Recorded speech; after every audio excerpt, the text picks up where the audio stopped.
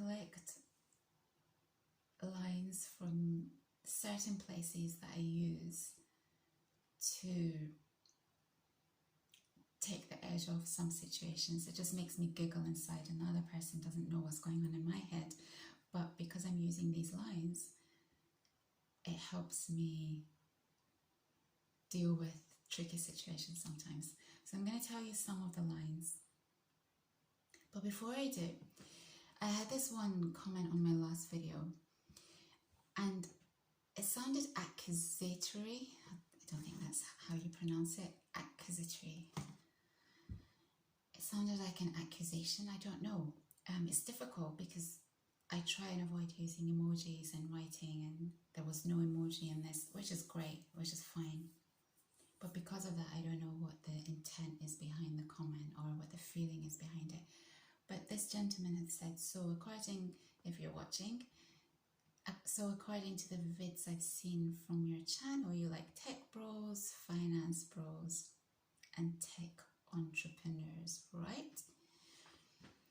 And my reply, it wasn't a great reply. I said, you haven't watched carefully enough, which is kind of true, because the difficulty with my channel is that all the stories weave in and out. So if you've missed something in the past, I can't go back and explain it again. So to a certain extent, you have to kind of keep up to date with all the videos to be able to connect the dots. But I think I've only made a couple of videos about finance bros, and I've only made one video about tech entrepreneurs. So I'm not sure if you're asking whether I like these people in general or whether it's in a dating situation. So to answer your question, I like people. I like people who are very, very clever, and I like people who make me laugh. And yeah, I like people who are decent. So you said you like tech bros, finance bros, and tech entrepreneurs. Finance bros like me, same sense of humor. And they, they're spunky, they have spunk, because they're basically salesmen, and they're dealing with people all the time on the trading floor. And even if they're not on the trading floor and they're still in finance, they're still dealing with people. I wouldn't date them because from my experience of these people, they have the morals of an alley cat. If you're one of the exceptions, I applaud you. And there are exceptions. I'm actually reading a book, which I forgot to bring down, and it's about this world. Same author as Sam Bankman-Fried, which I still haven't talked about. We can get on to him another time, but by the same author, and it's about the finance world. And there seems to be in this book, there seems to be an exception to the morals of an alley cat syndrome that these finance guys tend to display. Tech bros, I've never met, I don't think I've ever been around tech bros. Tech entrepreneurs, I'm guessing you're talking about Elon Musk and Jeff Bezos. I admire them. I think they're very, very clever, and I think that they, to me, are more interesting than finance bros. Finance people, it's just gambling. Hedge funds, finance, it's just gambling. It's just gambling, and it's crooked to some extent, or to a lot, I don't know. Tech entrepreneurs, tech bros, are actually building something from the ground up. I think it's amazing, and they're just on a different level of intelligence, especially Elon Musk. So yeah, I admire them, but I've never obviously been around them, so don't know if that answers your question or not. But I like people who are clever and create things, I think, rather than people who are clever to make gains for themselves. Does that make sense? People like tech entrepreneurs, and even tech bros. I guess tech bros are the people who write code. I don't think they would have the same social skills as someone like Jeff Bezos. But remember, Jeff Bezos was in the hedge fund world. But actually, but there are a lot of geeks in the hedge fund world, because nowadays it's different from the trading floor. Those guys have spunk, but the people who are in hedge funds, these are quants. These are people who studied maths, physics, geeky subjects, science, and instead of going to do science type stuff, they decide to just make money. So they don't have the same social skills as finance pros, for example, but they're singularly focused and they're really, really clever people. So I don't know if that answers your question or not, but yeah, I try not to get into it in the comments because I don't really like explaining myself. Don't complain, don't explain. So a lot of the time I don't really tend to explain myself. I feel like people who watch my videos should be able to connect the dots, and if they can't, you're welcome to ask questions.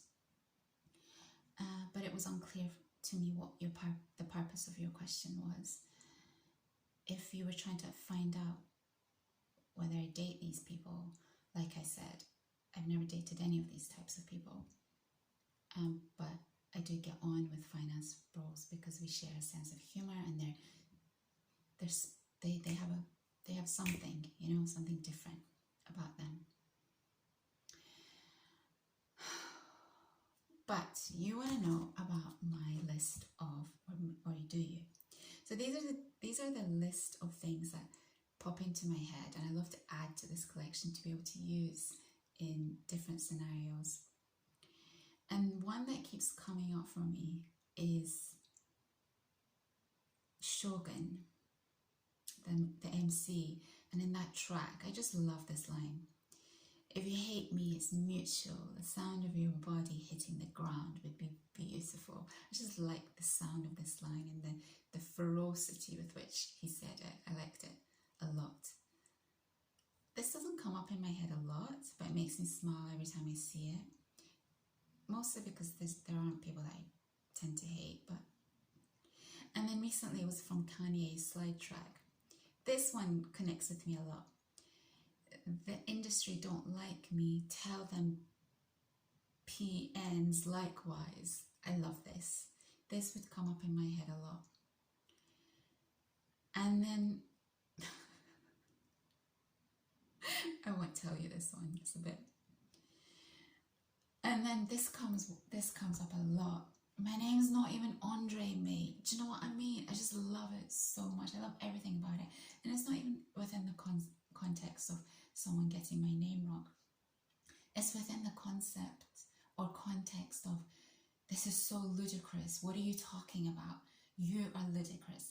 It comes up in that context for me. So I use this a lot in my head.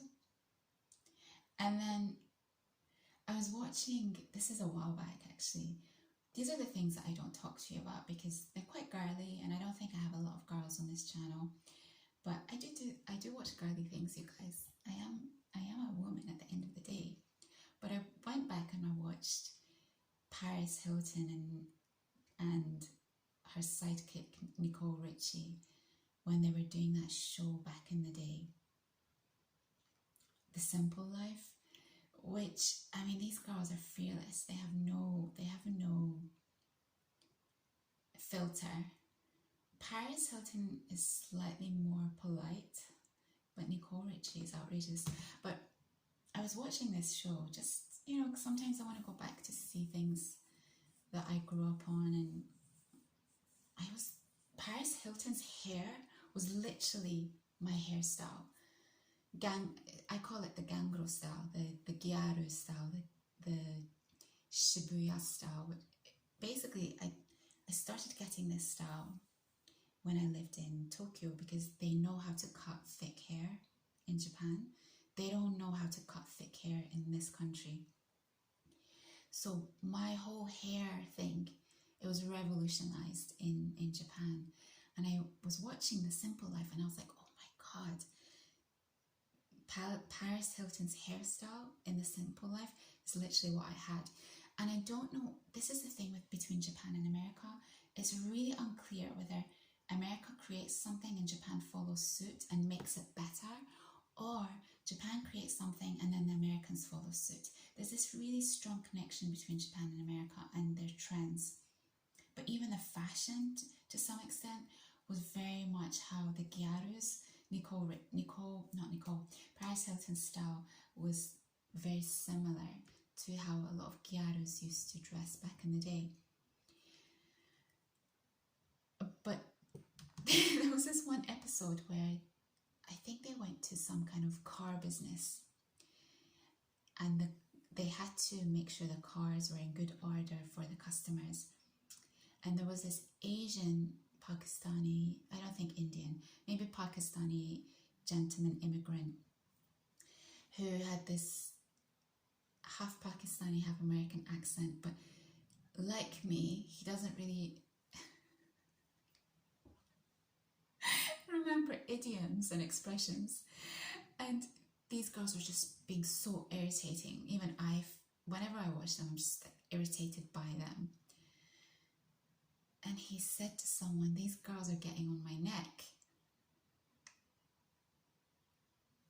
And it just made me laugh so much.